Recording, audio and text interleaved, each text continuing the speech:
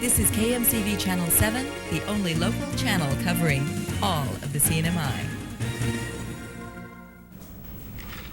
You're just in time for KMCV News.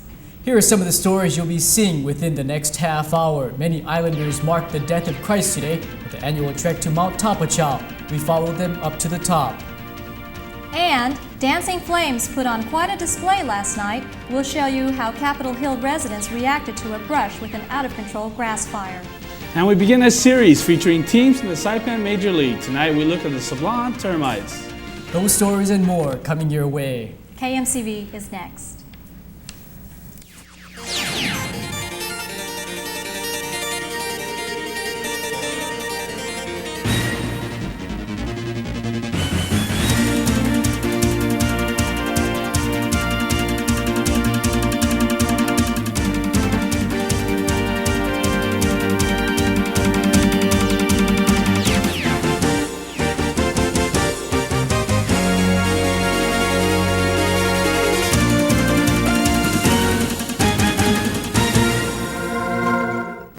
Welcome to our Good Friday cast. I'm Nanette Miranda. And I'm Glenn Wakai. Thank you for joining us. We'll have weather and sports in just a few minutes. But first, topping our newscast. It's a day of observance. Today marks the death of Christ nearly 2,000 years ago. Hundreds of Catholics, some bearing a giant cross, participated in the annual procession up Mount TAPACHOU. They first gathered in front of Mount Carmel Cathedral early this morning, where Bishop Tomas Camacho blessed the cross. The group then proceeded to the base of the mountain in their cars. This year, members of the youth of Saipan were given the honor of carrying the cross. It took them about 5 hours to get to the top and mount their cross. Meanwhile, local Filipinos also observed Good Friday by going through the same procession. Their version, though, had only one man bearing the cross. Participants say that their friend does this every year. I think that is his sacrifice for this occasion. Is this traditional? Or? This is one of the traditional for of the Filipino. The crosses will remain on the mount until next year. Good Friday was preceded by a threatening Thursday. It was an alarming experience for a handful of Capitol Hill residents last night when a huge grass fire approached their homes and barracks. Ash from the inferno could be found as far away as Oleai. By the time the firefighters responded to the blaze at 6 o'clock, the area was already choking in smoke.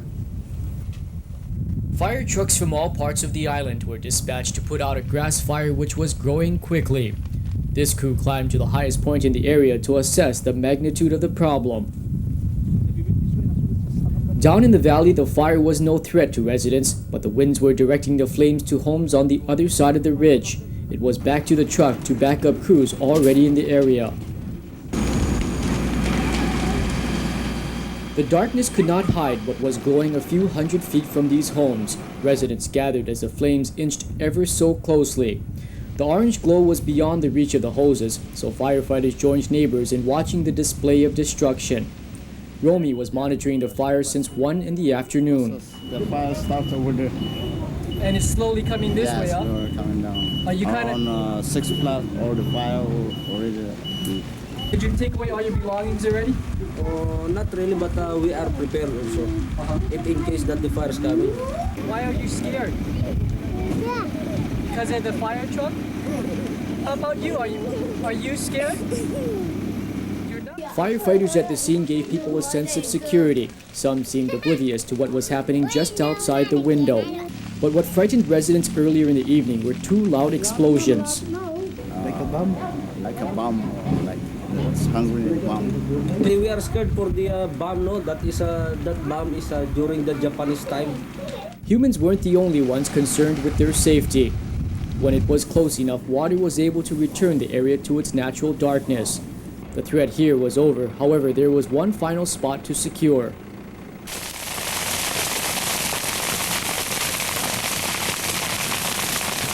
The fingers of heat were reaching out to a nearby apartment. Then the valves of the fire truck were opened and the thirst for liquid was quenched. Throughout the ordeal, there were impressive displays of fireworks. It's this show that attracted a couple of thrill seekers to follow the fire's movement. Really. They went that way, and it was over there near the house. But over there, I guess the fire's getting small over there, so we came here. So you guys are just chasing the fire, huh? Yeah, it's interesting. We don't live around here. This was the scene on Capitol Hill today. As of news time, the fire was still breathing. So far, there is no report of injuries and no structures were consumed by the blaze. Fire officials are still looking into the cause of the raging inferno. Article 12 issues seem to be setting off alarms of their own. Land dispute cases keep mounting in court while the Commonwealth awaits for the judges to put out those fires. The latest involves Larry Hillblum. Pamela Pickardell reports. One of the most controversial issues besetting the Commonwealth is the Article 12. Article 12 is said to discriminate outsiders from owning land in the CNMI, but it gives the local people exclusive rights to their land. One businessman faces another Article 12 lawsuit. This time, it concerns the land where his house is sitting on. 17,500 square meters of land. Marianne Milne claims that Larry Hillblum allegedly violated the Article 12 provision. However, some members in the community raised the question: does the Article 12 provision really states, is it a violation for a man to use a corporation in purchasing a piece of land in the CNMI?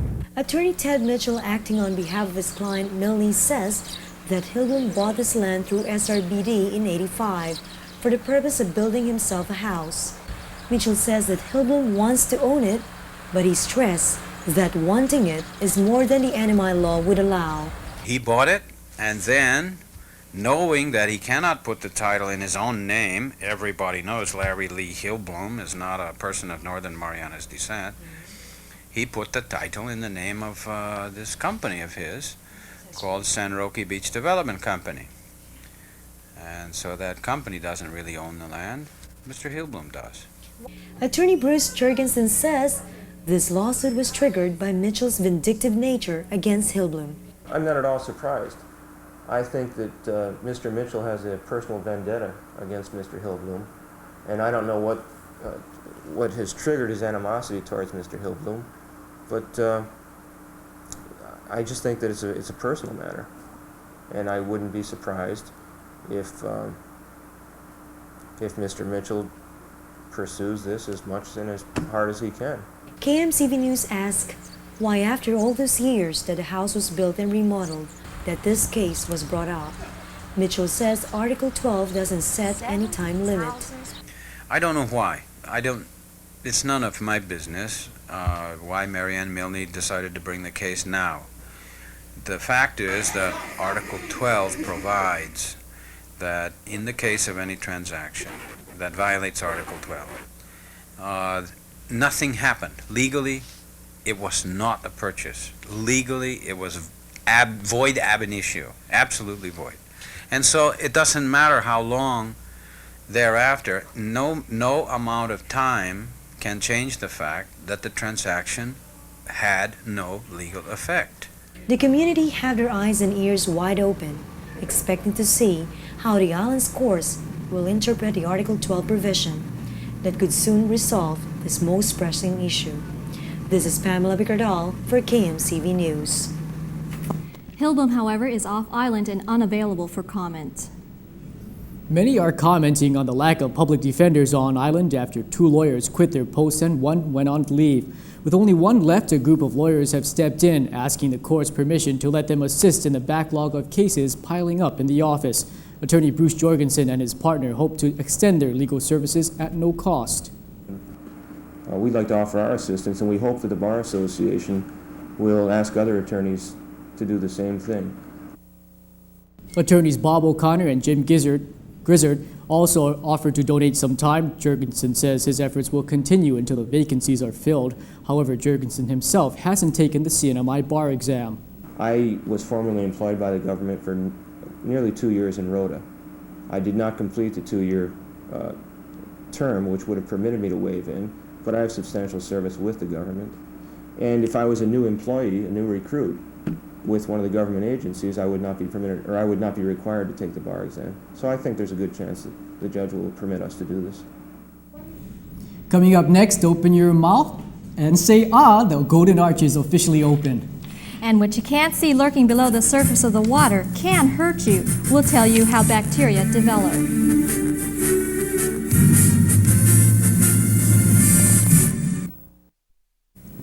The CNMI is bending backwards for the federal government. Governor Larry Igoe has asked all department heads to submit necessary information to expedite all Inspector General audits.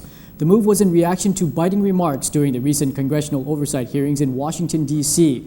U.S. Representative George Miller was very critical about the difficulties in wresting information from the Commonwealth. Thank you very much for having joined us. The concerns of this committee, of the Department of Interior, of the Auditor General, of the GAO, of the Department of Labor, have simply been flaunted and ignored, and it's been business as usual. Well, I can guarantee you it will not be business as usual henceforth. As the CNMI struggles with the federal government, water enthusiasts struggle to evade fecal coliform bacteria. Yesterday, we looked at the importance of heeding Division of Environmental Quality warnings. Tonight, we report on how the bacteria actually ends up in the lagoon. Fecal coliform bacteria comes from two sources, one of which is the soil, where it naturally thrives in tropical environments such as ours. The more harmful source is human and animal waste, and according to Matt Breen, who was consulted on the local wastewater treatment plants, the sewage isn't coming from Ngingen or Sadagtasi. Yeah, I think we're on top of the wastewater situation where we have two secondary plants treating with the latest and best technology. And we, to the extent that we can, CUC has made the commitment to pursue secondary treatment, and that's what we're following right now. The actual source of fecal coliform bacteria is the raw sewage that flows into the lagoon. The bacteria could be from an overflowing septic tank, or it could be from the hills washed down by rain. Because there's no exact location as to where the bacteria comes from, environmental scientists call it a non-point source, or NPS. NPS is pollution, not just fecal coliform bacteria that end up in marine waters from no specific source. Breen explains why NPS is harmful.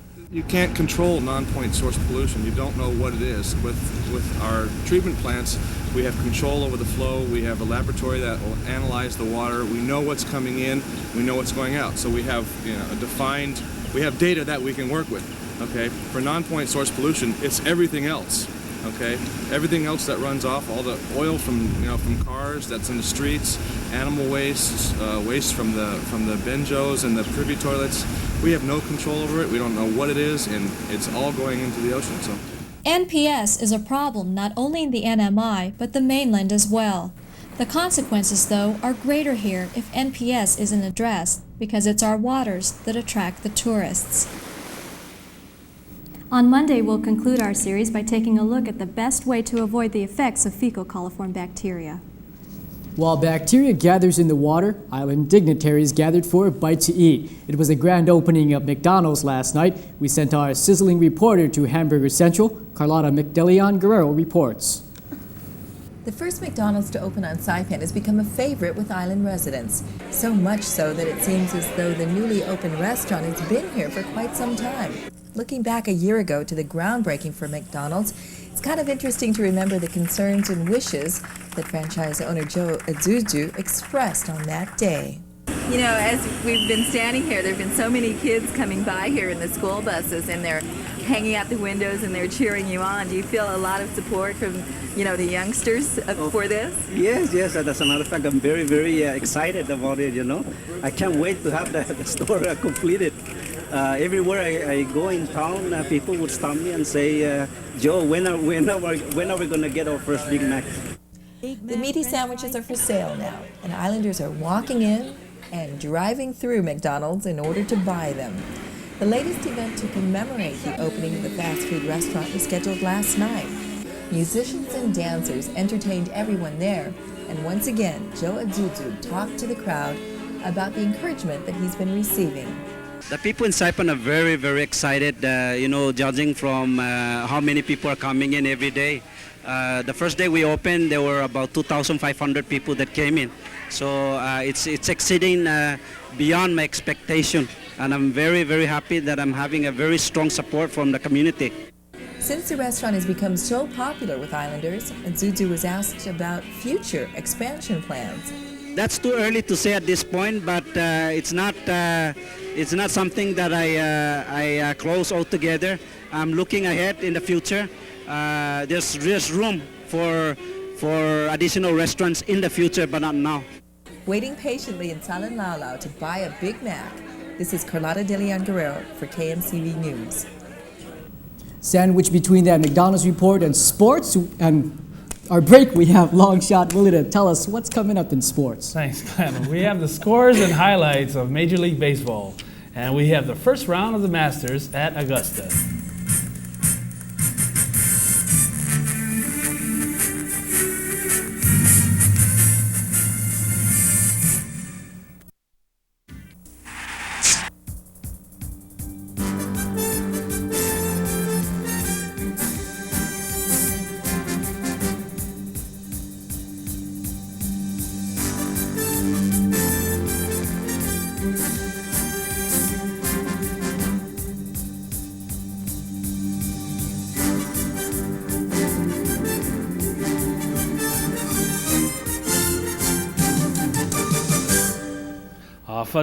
Tonight we are going to start a series called Bob's Baseball Bites. Bob COLDEEN, our commentator for Monday Night Baseball, will be profiling each of the Saipan Major League teams. Tonight we begin with the defending champs, the Sablan Termites. Hello baseball fans, this is Bob COLDEEN with a profile of the Saipan Major League. Tonight we'll look at the Sablan Termites, sponsored by Sablan's Termite and Pest Control. They are the defending champions, and their trophy case is overflowing with championship and pennant trophies, and they may truly be considered as the New York Yankees of Saipan. They are managed by the venerable Dr. Manny Sablan and are loaded with coaching experience in the form of Rocky Celis, Furman Sakisak, and Vice Speaker Diego Benavente. The Termites are blessed with potent offense, dependable defense, and strong arms on the mound. The Termites, of course, are led by former MVP Tony Benavente, their ace on the hill, who is always among league leaders in strikeouts, ERA, and wins. He has a mitt-popping fastball and a late-breaking curve. He's also an excellent hitter. The Termites have last year's ERA champ, Dominic Chong, who is yet to make an appearance this year, but is expected to return shortly. Right-hander Eddie Santos rounds out an excellent and experienced staff. Behind the plate is tough Joe Camacho. In 10 games last year, he batted .324 with 13 RBIs and 16 runs scored. Over at first base is the 1991 League MVP, slick fielding, power-hitting Greg Camacho. He packs a lifetime average of .374 with 4 round trippers. The second sacker is 10-year veteran Bill Quitino, who sports a .331 career average and is the all-time Saipan Major League leader in runs scored. Over at the hot corner is Ben Mesa. He only hit .514 last year and is the all-time Saipan Major League leader, minimum 100 at-bats with a .430 clip. Oh yeah, by the way, he won the Frank Palacios Golden Glove last year for the Toyota Wheels by making no errors last season at third base. The shortstop is the forever young Reno Celis. This perennial all-star annually leads the league in several offensive categories. He has a career batting average of .396, 4 home runs, and an all-time high of triples with 19. The left fielder is Frank Pangilinan, who came over from the Toyota Wheels. He is second all-time in doubles and provides solid defense. Tony Camacho, former Rookie of the Year, he patrols center field. He has a career mark of .395. In right, George Camacho, the Roadrunner, will platoon with Paul Camacho. George's batting average is right at the Mendoza line, .199, but he is always among the league leaders in walks. The bench is headed by all-time great Jack Titano, and Bill Ogden provides a solid designated hitter. The Termites this year have taken up from last year and are currently in first place with a perfect 3-0 record. And those are the Termites, and this is Bob COLDEEN. Later on, we'll see you at Civic Center Field. First page, don't go away. We'll be right back with the weather report.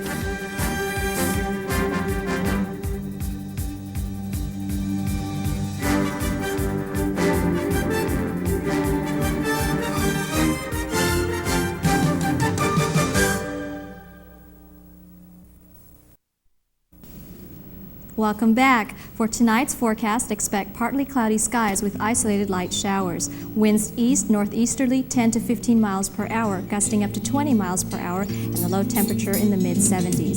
Seas tonight will be slight to moderate, 3 to 5 feet. Surf conditions 4 to 6 feet on northern clockwise through southern eastern exposure, and 2 to 4 feet elsewhere.